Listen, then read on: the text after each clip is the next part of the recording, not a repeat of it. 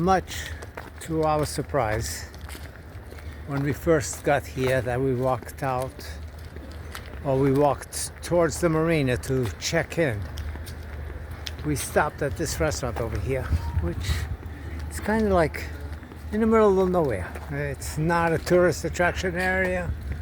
It's a fishery in the front of them. We went inside, and what a pleasant surprise. We had a beautiful dinner, really tasty in here, and I was shocked because people just kept coming in non-stop. It was a busy restaurant for, like I said, for a place that's almost nowhere. But we do have a train station, I mean right next to us. That travels all of Portugal. Yeah, so we'll probably, most likely, be taking advantage of it and doing a little bit of touring the Portugal inland. And it's right here. For us to go to Lisbon with a round trip, it's almost 50 euros. That's a round trip, so that's not Yeah, it's 47.50 each. So, but you know, you don't have to go and return the same day. You go, and that's a ticket for two-way. This is the Boatyard that we came to all this way, and all this adventure was to be pulled up over here. And I gotta tell you, I mean, it's not like they've started on us, but I am extremely impressed with the Boatyard, the cleanliness, and the facilities. And they do have all the different craftsmen that are in there. Yeah, they have every trade. They have of, yeah. every trade that you can think of to do specialty work, carpentry, fiberglass, electrical, dinghy repairs, engine repairs, you name it. They have it all in house. Now, Sailmaker is not in here, but they do have an affiliate sailmaker that comes to the yard and does the sails for them, because the facilities to make a sail needs to be pretty big in itself. Large table, so they can spread out the sails, cut them out, and do their patterns. So anyway, that's one of the trades they do not have in the yard. But they offer it, yes. But they, of course, are affiliated with the a sailmaker in the area, which we already told them to contact the sailmaker to resew our Genoa. The stitching is coming undone. The Genoa is in good shape, the cloth, but the stitching on the UV cover and I don't know what else is kind of coming undone. Also, the sailmaker also apparently is a rigger. So with that, I also inquired about my windshield, and it seems like he has the capabilities or the facilities to form depending on the size of the glass. So he's going to take a look and see if it's something that he can do or not do. I look forward to having these people coming over. Yes. So ourselves, I mean, I already worked on the engine, got them running, but the control panels are iffy. Today they will go on, tomorrow they don't. It's temperamental, so I have to see what's going on with that. And but the electronics are pretty much there. I bought some cables that I needed for the C-Talk to go between the nav station and the helm. So I want to see how that goes. See if both chart plotters talk to each other, and the AIS especially talk to the outside one. So it's like the outside one has the radar where the inside one doesn't. The inside one has AIS where the outside one doesn't. So I need them to communicate with each other. So whatever one has, it will give it to the other. Hopefully. But here's the Boatyard. They, you know, they have a lot of boats in here. They have quite a few catamarans.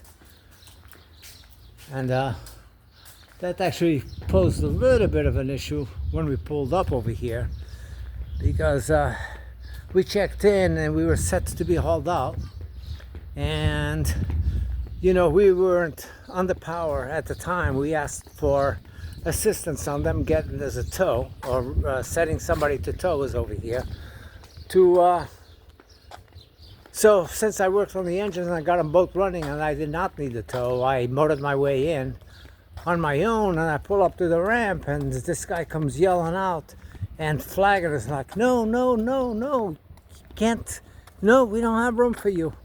So it's like, what do you mean? You know, we've been in emails. We communicated this. I came specifically from Punta Delgada to over here to be hauled out. We were ready to go. Oh, I never promised you this and that. But either way, he turned me away, and I did not even know which way to turn. I was ready to check in with the Marino over there. I already had contacted them, got to the rate for a month's stay at the Marine, and then if I wanted to extend another month, either way, the price would have been the same per month. It doesn't change. So they had approved it. I went from mooring, because I moored when I was turned away out here. I didn't know which way to turn. I moored. I went back, and as soon as I got there, I got an email from the Marine over here, from the Boatyard, saying, oh, okay, we found the place for you to dock at the water for meanwhile, and we are desperately trying to figure out exactly what to do. We're going to make room for you, so come on back. So here we are, waiting on them to set a space so we can be hauled out on the ramp. It's not a haul out with the lift. It's the lift is not wide enough, so it's a towable. What they call a frog lift? A frog lift, yes, yes. Okay, so that's going to be happening very soon, I hope.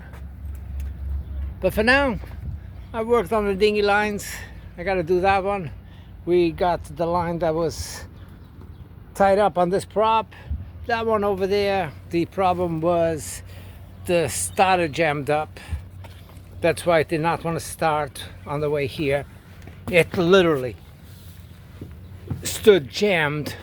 We're cranking the engine by hand, because the starter wouldn't push it. By hand, it would come to a dead stop, like metal against metal. And that had me a little bit worried. I thought maybe the engine had seized. But after trying a few times, pushing it forward, it would not go.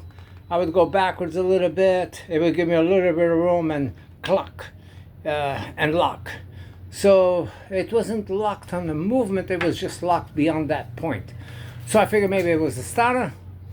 A couple of taps on the body of the starter, and the solenoid apparently cleared the gear, and the engine started right up. I wish I had done that when I was having all the problems out at sea. That's all I had to do. That would have been. But I did not know. You know, we were tired. I was exhausted. So anyway, yep. So both engines. Of course, the one on this side, on the starboard side, that had the rope tied up, it didn't want to start either at the time. But all I had to do was open up the lines going to the ejectors, get the air out of the system, and once I did that, it started up as usual. So both engines running, and we're good to go. Over here, well, the windshield I'm going to see. I'm thinking that I'm going to change the windshield. I'm going to put a wooden strip where that tape is over there, cut this windshield right at that line, maintain the outside curve as one windshield, and the other one from here to the end over here, which will make it a lot easier for fabrication of future and anything else. And that will look nice with a line over there. both from outside and inside, because it will give you a different texture. And if I can, I want to make a visor that will go over the maybe 1 foot of this windshield to give it a little bit of shading. And if I can, I would even shrink down the windshield down to that point, so the windshield will not be quite as long as this. There is an advantage to this windshield being like this, is the fact that we can get over here and we can look up and see the whole mast. But if I come under here, I can see the same thing, even if this is blocked solid. Something in that going solid over here from here up with a visor. So we'll see. We'll see how much we get done and how much we don't get done. Because we're looking at a hefty thing, as it was this haul out, and being towed over here was a little hefty. So an unexpected €600 expense almost. So anyway, we'll see. Talk to you guys later. Ciao. Ciao. Yeah. That's what they say here. Yep, it is.